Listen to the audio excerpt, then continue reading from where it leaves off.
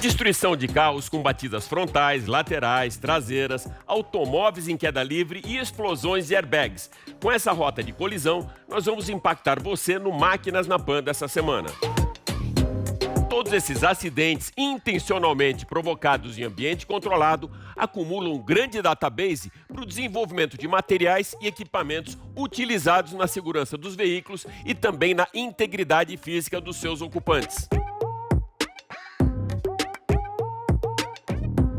O crash test e sua evolução na linha do tempo da indústria automotiva. Esse será o tema que o jornalista Paulo Cruz, do Auto News de Campo Grande, vai abordar aqui no Máquinas na Pan. Com muita segurança ao volante, Priscila Nunes, jornalista da coluna Sobre Rodas do grupo RBS do Rio Grande do Sul, faz suspense sobre o utilitário esportivo que ela vai apresentar aqui pra gente. O Giro 360 está de volta. Isso mesmo, Lívia Fernanda, apresentadora do Jornal da Manhã, segunda edição, vai trazer para você os principais lançamentos do mercado e também as novidades da indústria automotiva. E o CEO e presidente do BMW Group Brasil, Axel Krieger, vai comentar os rumos da tecnologia nos automóveis do futuro e as novidades da marca para 2021.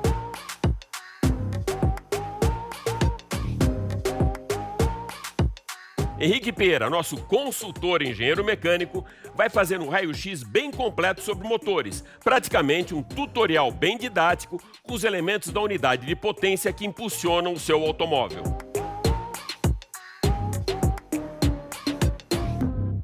Eu sou Alex Ruffo e tudo isso e muito mais você vai acompanhar agora comigo nesses próximos 30 minutos aqui no Máquinas na Pan. Lembrando que agora você também pode acompanhar o nosso programa em vídeo pelo canal Jovem Pan News, Jovem Pan Esportes e pela Panflix. Então se ajeita bem aí no cockpit e aperte o cinto, porque o Máquinas na Pan dessa semana está só começando. Máquinas da Pan. E para darmos a largada no programa dessa semana, eu convido o jornalista Paulo Cruz do programa Auto News de Campo Grande para abordar aqui na Jovem Pan um tema que literalmente traz muito impacto para a indústria automotiva com a destruição de carros usados como laboratório para o estudo de segurança dos ocupantes dos veículos. Os carros mais resistentes, com carrocerias mais fortes, são também os mais seguros, Paulo? Seja super bem-vindo ao Máquinas na Pan, meu amigo pantaneiro. Alex, que privilégio estar aqui com vocês na Jovem Pan. Muito legal essa parceria. Você vai se lembrar com certeza, meu amigo, e os mais antigos também, um tempo onde a gente batia na lataria do carro, né, e falava assim, puxa, esse carro é forte, esse carro é robusto, mas será que isso tem a ver com a segurança que a gente tem, principalmente dentro do veículo? Nessa matéria que a gente vai te mostrar agora, a gente vai ver como as carrocerias evoluíram a serviço da segurança.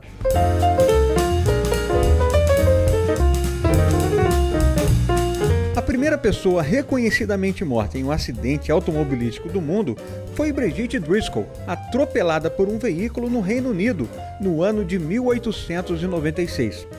Testemunhas disseram que o veículo estava a uma velocidade tremenda, algo em torno de 12 km por hora, o dobro do que era permitido naquele tempo.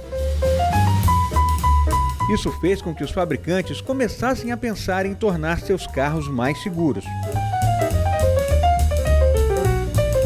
Com o passar dos anos, a situação se complicou. Com mais carros em circulação e com leis de trânsito praticamente inexistentes, as mortes aumentaram. Por volta de 1930, os fabricantes decidiram que era preciso fazer algo mais eficaz para evitar mortes e as sequelas nos acidentes. Foi aí que surgiram os primeiros testes simulando colisões, os chamados crash test. O problema é que era difícil medir a gravidade desses acidentes no ser humano, já que não havia tecnologia disponível. Tentaram usar cadáveres, o que não deu muito certo, por conta da pouca disponibilidade de corpos em condições para os testes. Depois tentaram usar porcos e até chimpanzés, o que também, claro, não deu bons resultados. Somente no fim dos anos 40 é que surgiram os dummies, bonecos que se assemelhavam ao ser humano e que podiam dar melhores parâmetros das consequências dos impactos nas pessoas. O conceito de carro seguro naquela época era o que sofresse menores avarias nas colisões. Nessas imagens de testes em carros da Ford, dá para perceber que a lataria amassava pouco nas batidas. Já os ocupantes eram arremessados violentamente contra o painel, aumentando muito as lesões. Esse conceito de carroceria forte, com o avanço dos laboratórios e das técnicas de medir impactos, deu lugar às carrocerias deformáveis, que absorvem os impactos, causando menor desaceleração no corpo dos ocupantes e, consequentemente, menores danos. O que temos hoje são carros que amassam muito, o que não significa fragilidade, mas tecnologia. Os testes são feitos hoje em modernos laboratórios, com equipamentos que custam milhões de dólares. Um boneco Dummy pode custar mais de R$500 mil, dependendo dos sensores que são instalados nele. Um teste completo pode superar facilmente R$1 milhão.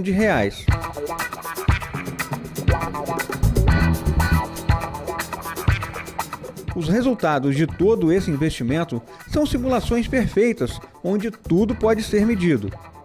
E há vários tipos de testes. Esse aqui simula o impacto traseiro e as consequências no pescoço dos ocupantes. Assim, pode-se projetar encostos de cabeça que evitem o chamado efeito chicote, quando a cabeça é projetada violentamente para trás. Nesses outros, o veículo colide a cerca de 64 km por hora contra uma barreira indeformável. O resultado impressiona, mas como podemos ver, o habitáculo onde ficam o motorista e passageiro permanece preservado.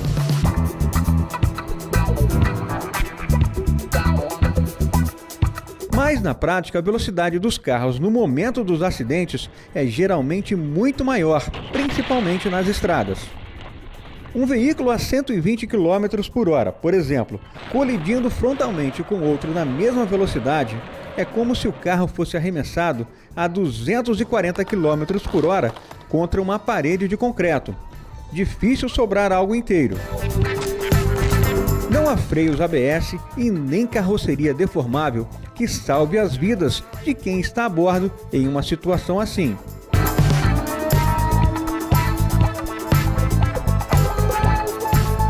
Para que não fique dúvida nenhuma quanto a isso, você vai ver agora um crash test entre um carro antigo e um carro novo. Qual será que é mais seguro para os seus ocupantes?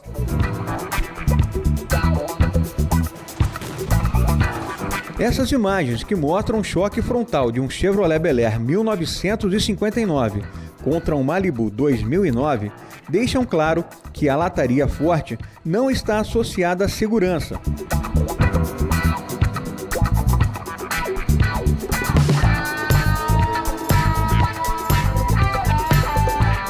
No choque, o boneco que simula o motorista do Bel Air bate com a cabeça no teto e acaba preso em meio às ferragens.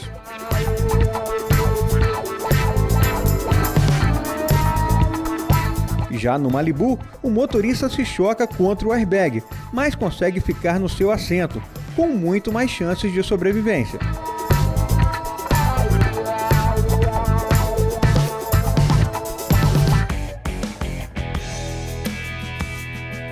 Você gosta de suspense? Pois é, a Priscila Nunes, jornalista do grupo RBS do Rio Grande do Sul, rodou 1.200 quilômetros nas estradas gaúchas com um utilitário esportivo, mas não quis antecipar aqui pra gente os detalhes dessa aventura sobre rodas. Vamos ouvi-la. Oi, Alex. Hoje é pra quem gosta de aventura, de trilhas, de rodar na terra, na lama, no barro ou na beira da praia. Com conforto de um carro de passeio no asfalto. Rodei 1.200 quilômetros nas estradas gaúchas com um utilitário esportivo que oferece tudo isso sem comprometer o consumo de combustível. Quer saber qual foi? Vou dar 4 pistas. O carro traz o DNA de uma lenda, roda tranquilo em qualquer terreno, é um dos carros mais vendidos no país no seu segmento. E a última pista é que tem uma gama completa de versões. Quem apostou no Jeep acertou. E dessa vez é o Renegade Moab. O motor diesel reverencia o deserto de Utah, nos Estados Unidos, onde a Jeep realiza os test drives e eventos. Entre o Limited Flex e o Longitude Turbo Diesel, o Moab é bem completo. A nova versão tem 4 modos de condução, o que permite adequar o comportamento do utilitário ao terreno. Traz ar-condicionado de 2 zonas, central multimídia Uconnect de 7 polegadas, interativa com Apple CarPlay e Android Auto. Possui um bom espaço interno. O Moab é a versão com a melhor relação custo-benefício da linha diesel. Possui também câmera de ré, sensor traseiro de estacionamento e faróis auxiliares de neblina. Com o visual escurecido, o Moab traz grade frontal, ganchos na frente e na traseira, barras longitudinais no teto, adesivos escurecidos com o nome da versão e outros detalhes. O motor turbo diesel de 170 cavalos atua com um câmbio automático de 9 velocidades e tração 4x4. O utilitário esportivo compacto conta também com controles de estabilidade e tração e assistente de descida. E agora, dando continuidade ao empoderamento feminino no segmento de automóveis e também na Jovem Pan, a gente vai apontar o norte da nossa bússola para o Giro 360 com os principais lançamentos do mês e novidades do mercado, sempre de forma muito descontraída e objetiva, com a Lívia Fernanda. Lívia, seja mais uma vez super bem-vinda ao Máquinas na Pan. Muito obrigada, Alex. Então vamos lá para o nosso Giro 360? Sem carnaval no início do ano, a indústria automotiva já começou 2021 acelerando forte com novidades, lançamentos, iniciativas e serviços para que o consumidor tenha um cardápio bem vasto de opções nesse tão competitivo mercado. O distanciamento social imposto pela pandemia do coronavírus trouxe como um grande benefício ao consumidor o atendimento a domicílio, como parte da experiência de compra do automóvel de maneira segura e prática. Com um mindset adaptado à nova realidade, a Caoa reforçou seu serviço de atendimento em domicílio em todo o Brasil. A medida surge como uma alternativa ao consumidor no momento em que várias cidades retomam medidas mais rígidas de distanciamento social, com fechamento ou restrição no funcionamento do comércio. O serviço, lançado no início da pandemia da Covid-19, permite que os clientes recebam atendimento em casa, com a possibilidade de conhecer os carros e realizar test drive de maneira segura.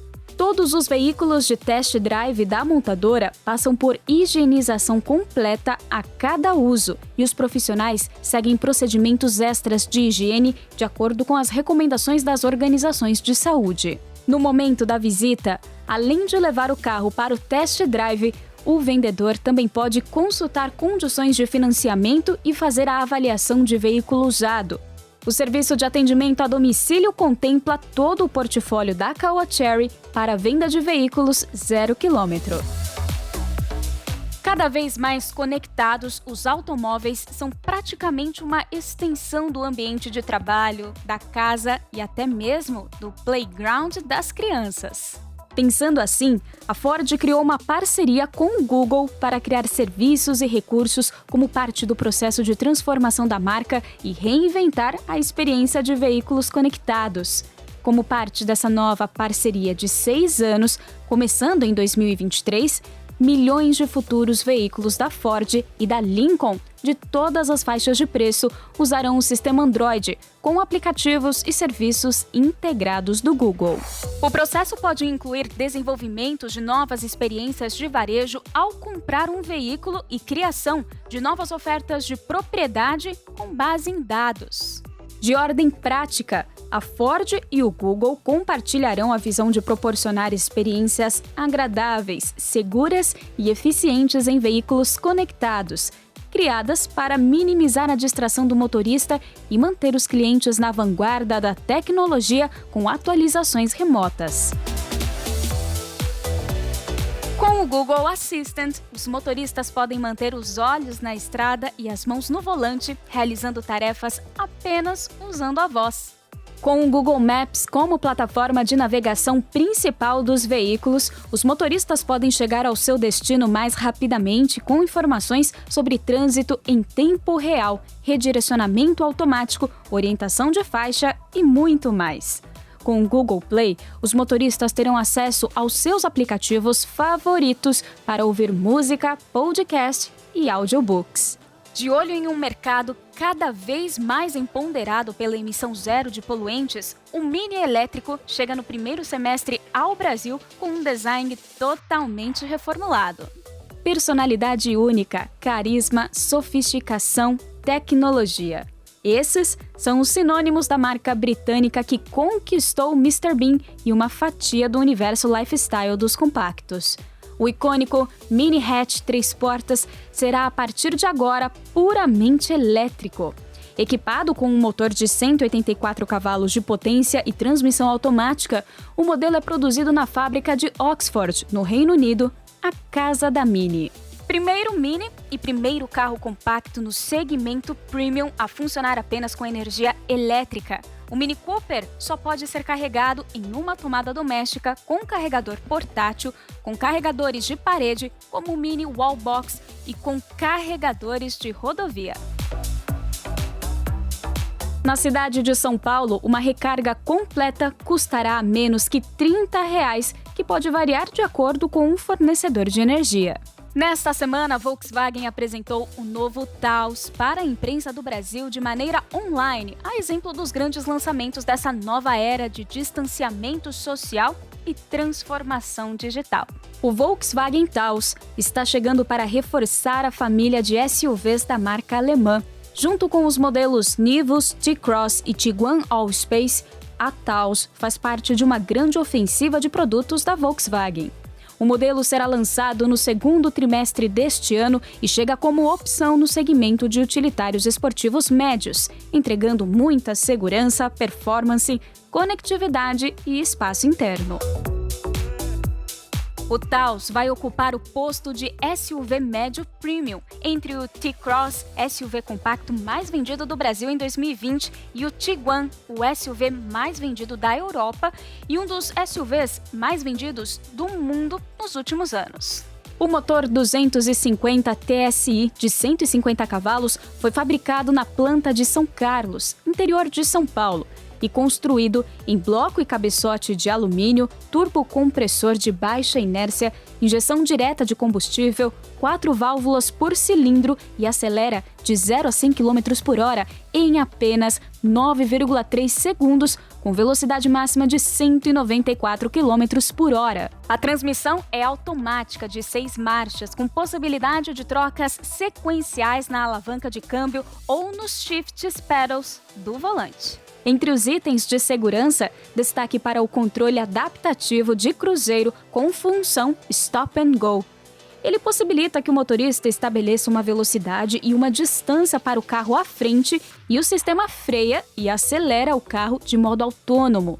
Se o veículo à frente parar, o Taos também vai parar e arrancar novamente dentro de 3 segundos, situação comum em engarrafamentos, por exemplo.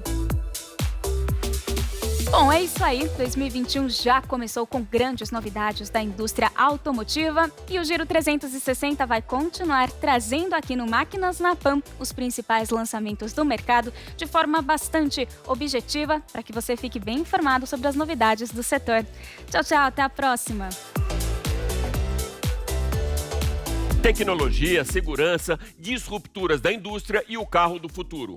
Esses foram os principais temas abordados com o entrevistado do Máquinas na Pan dessa semana, Axel Krieger, CEO e presidente do BMW Group Brasil. Acompanha comigo. Axel, seja super bem-vindo ao Máquinas na Pan, meu amigo. Muito bom, obrigado. E obrigado a você e a todos os ouvintes da Jovem Pan. Legal. Axel, esse ano todo mundo sabe quanto foi atípico o mercado e principalmente para a indústria automotiva, inclusive no mercado premium, que apresentou uma queda no crescimento. Vocês ainda assim mantêm a liderança de mercado nesse segmento premium, mas eu queria saber de você, quais foram os grandes desafios da marca para manter a liderança e também como que vocês lidaram com tudo isso, com esse ano tão atípico aí, com a Covid-19? Excelente pergunta. Quando a gente olha para trás, né, foi um ano maluco, acho que para todos, né? Acho que todo mundo, quando começou a mergulhar ali em abril e começou a ver a volatilidade, aí era câmbio e o cenário mudava tanto, né, Alex, assim, durante o dia, que era impressionante. A gente planejava um cenário para o mês, naquele mesmo dia fechava um outro estado, o câmbio, né, para o euro, ele tinha uma volatilidade incrível ali de 30% às vezes, então, assim, a dinâmica era muito, muito rápida, né? Fora que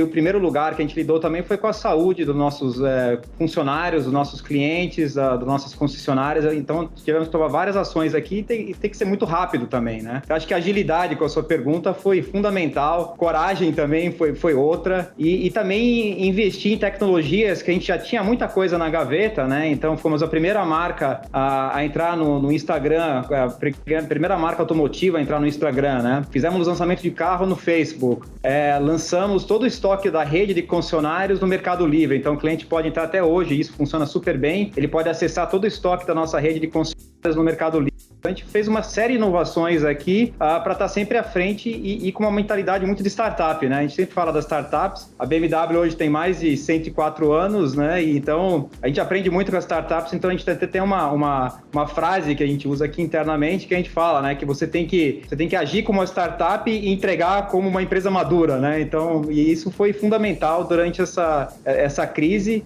mas acho que todos saíram mais fortes, a inovação, não perder o foco nos clientes, muito importante, fazer essa conexão do online com o offline muito bem feita também. Então, por exemplo, a gente tinha um leve e traz para os clientes, né? Tinha vários clientes que não queriam sair de casa, então a gente levava o test drive até a casa dele. A manutenção do carro também, a mesma coisa. Se você não estava se sentindo confortável em ir até o dealer, até a concessionária, a gente ia na sua casa pegar o carro. Então a gente lançou uma série de inovações aqui que a gente mantém até hoje e vem funcionando super bem para a marca e para os clientes. Então acho que estar muito próximo dos clientes é importante, ser ágil, muito próximo da nossa rede de concessionários, com nossos funcionários também. Então a gente saiu bem forte dessa crise, ainda está no meio dela, né?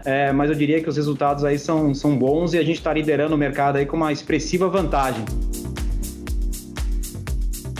Certamente, Axel, esse ano aqui também é marcado pelos 25 anos da BMW no Brasil. Então vocês têm uma expertise em solo brasileiro de pelo menos 25 anos. Como que você viu a evolução das inovações tecnológicas e para você qual foi a grande disruptura do mercado em todas essas evoluções? Olha, acho que eu tô 20 anos na empresa, né? Então dos 25 da BMW eu tô 20 aqui, então comecei na BMW como estagiário, então eu vi muita coisa acontecer aqui, mas em 20 anos de carreira, acho que você olha os últimos 3 anos da nossa indústria, eu nunca vi tanta transformação, né? Então você vê aqui a indústria acelerando muito e a gente liderando isso com relação à eletrificação, um ponto muito importante, com relação também aos aspectos digitais da marca. Então hoje o cliente também ele quer estar conectado com o veículo e também dentro do habitáculo com tudo, né? A gente lançou a Alexa, por exemplo, onde ele consegue controlar até a casa dele de dentro do carro, fazer compras. Então essa integração, a gente até brinca, né? Que o carro hoje é quase um laptop com rodas aqui, né? Então o que ele tem de linhas de código hoje, né? Por exemplo, tem mais que um Airbus um carro hoje, né? Então se for comparar o nível de, vamos falar assim, de complexidade da nossa indústria é muito grande, mas eu estou muito assim contente com essa evolução e a velocidade dessa transformação e a BMW liderando isso de forma bastante expressiva aí com os produtos, né? E vários lançamentos aí para assinar isso. Como você vê o carro dentro da mobilidade daqui a uns 5 ou 10 anos, Axel? Um grande exemplo nosso é que a gente chama do iNext, que agora ele já tem o nome batizado de iX, né, no final do dia.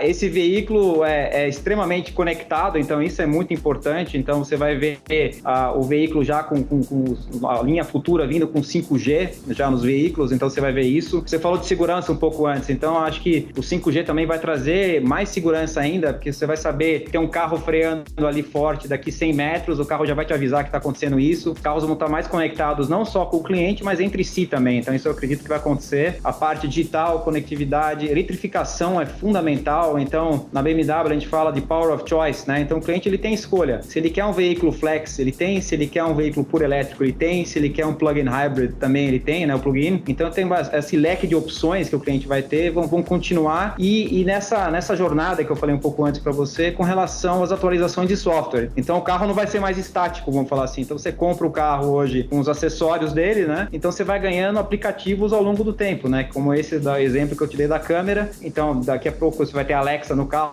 que a gente está lançando já em vários veículos. Lançamos a chave digital agora com o celular, com o iPhone ou com o Apple Watch. Você pode já usar o celular como chave do carro, né? Então você vai vendo isso vai ser muito dinâmico. Super obrigado pela sua participação aqui na Jovem Pan e nosso programa Máquinas na Pan. Obrigado, Alex. E agora chegou aquele momento que todos nós viramos engenheiros mecânicos, expert em novas tecnologias automotivas, com as aulas do nosso mestre Henrique Pereira. Henrique, qual que é a aula de hoje, meu amigo? Hoje vamos falar um pouquinho das peças internas do motor, como ele funciona. E para isso nós viemos uma retífica, porque aqui nós temos motores desmontados e podemos olhar essas peças, partes do motor, essa máquina maravilhosa. Vamos começar então, Henrique, pelo mais básico, cilindro do motor e a sua função. Cilindro do motor é a região do motor onde ocorre a explosão, onde ocorre a mistura do ar com o combustível, que na presença de uma faísca faz uma explosão e gera um movimento rotatório. Aqui nós temos um motor 4 cilindros aberto e ali a parte superior, que chamamos de cabeçote. Dentro desses cilindros, ele recebe ar, combustível, os pistões sobem, comprimem essa mistura e na presença da faísca são jogados para baixo, gerando um movimento no eixo e motor rotacional. Existem motores de 4 cilindros, 5, 3, 6, 8, dependendo do tamanho desse motor e da aplicação dele no mercado. Henrique, passa então agora pra gente toda essa nomenclatura que é utilizada dos motores, como V8, cilindros em linha. Coloca uma legenda nisso, por favor. Esses nomes são dados em função das características dos cilindros dentro do bloco do motor. Por exemplo, 6 cilindros em linha são 6 cilindros numa mesma linha. Mas veja o comprimento desse motor, talvez usado apenas nos famosos Opala 6 cilindros. Este já é um motor V8, 4 cilindros de cada lado, dispostos em forma de V. Daí o nome, V8. Me lembra os Mavericks V8. Aqui o motor Boxer, Fusca, Porsche. Os pistões são na forma horizontais, 2 de cada lado, são 4 cilindros dispostos horizontalmente. E aqui o motor 4 cilindros. A maioria dos carros nacionais tem essa disposição. E agora temos bastante motores 3 cilindros também em produção.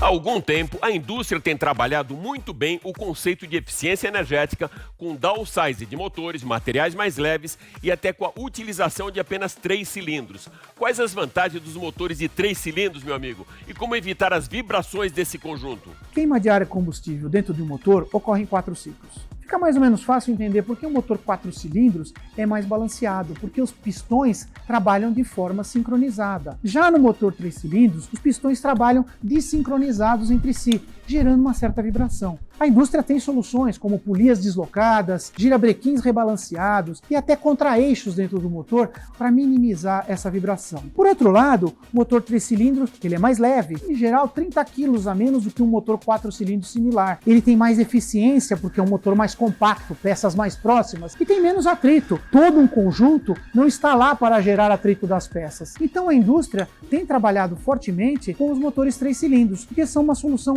muito boa em eficiência energética. 1.0, 1.4 e 2.0. Explica pra gente, Henrique. 1 litro, 1.4, 1.6, 2.0. O que isso significa? É 1.0 litro, 1.4 litro. É volume. Nada mais é do que o volume total dentro do motor. Mede-se o diâmetro e o deslocamento do pistão para cada um dos cilindros e a sua soma você tem a capacidade volumétrica total do motor. Ou seja, 1 litro, em um ciclo completo, o motor aspira uma mistura de ar combustível de 1.0 litro. Você também pode medir isso em centímetros cúbicos. É muito comum se falar, meu motor é 1000, porque ele é 1000 centímetros cúbicos, igual a 1 litro. Em outros países se mede até em polegadas cúbicas, como o famoso Mustang 5 litros, 302 polegadas cúbicas. É o famoso motor Mustang 302. Então, esses números nada mais são do que a medida interna do motor. Logicamente, quanto maior a capacidade volumétrica, mais capacidade de fornecer torque e potência. Então, sem dúvida, um motor aspirado 1.0 tem menos performance do que um motor 2.0 aspirado. Henrique, como o departamento de engenharia determina o número de válvulas para o motor na hora da fabricação do automóvel? As válvulas de um motor são esses componentes que controlam a entrada do ar e a saída dos gases de dentro do bloco. Este cabeçote é montado sobre o bloco do motor e, no caso, tem 8 válvulas, 2 válvulas por cilindro no motor de 4 cilindros. Neste caso, nós temos um cabeçote com 16 válvulas, 4 válvulas por cilindro no motor de 4 cilindros. Então, aquele motor é o famoso 16 válvulas e este o famoso 8 válvulas. Tem um melhor ou não? Depende da aplicação do motor. Se ele for um carro para passeio, para trabalho, ou se é um carro mais esportivo, ou se ele tem que ter maior eficiência volumétrica ou menor, a decisão é tomada durante o projeto daquele motor para aquela aplicação. Há algum tempo, quando a gente falava de turbo, normalmente associávamos logo com alta potência, torque e até com os muscle cars. O conceito era bem mais na linha de carros envenenados. Esse conceito mudou totalmente, não é, Henrique? Pois é, esquece aquela imagem de carro turbinado, alto desempenho, preparado em oficina. Hoje, a palavra de ordem é eficiência energética. Então a indústria faz motores pequenos, turbinados, para compensar o tamanho do motor. Carros como HB20 hoje, Volkswagen Up, T-Cross, Chevrolet Onix, todos já saem de fábrica com turbina. O que fazem o carro ser agradável de dirigir na cidade, com boa eficiência energética, e quando você precisar acelerar, a turbina entra em ação, levando esse carro para a performance que você precisa. Qual então, Henrique, o caminho que a indústria tomou com o redimensionamento dos motores? Então, Alex, motores menores, mais econômicos, menos poluentes, mas não menos potentes. A gente pode dizer que a indústria está trabalhando no downsizing, ou seja, a diminuição de um motor, por exemplo, 1.6 para 1.0, sem que o usuário perceba a perda da potência ou um problema maior de consumo de combustível. Tudo isso é incentivado pelas leis de eficiência energética, onde os fabricantes procuram fazer com esses motores menores o mesmo trabalho de um motor maior, com utilização de turbinas, variadores de comando, injeção direta, entre tantos outros artifícios tecnológicos que a indústria tem hoje em dia. Então, um motor menor não quer dizer exatamente que ele é pior. É isso aí. Espero que você tenha curtido o Máquinas na Pan dessa semana, que fica por aqui. Mas vai lembrar que agora você pode acompanhar toda a nossa programação em vídeo no canal Jovem Pan News, Jovem Pan Esportes e também na Panflix. Super obrigado pela sua audiência e até a próxima. Valeu! Máquinas da Pan.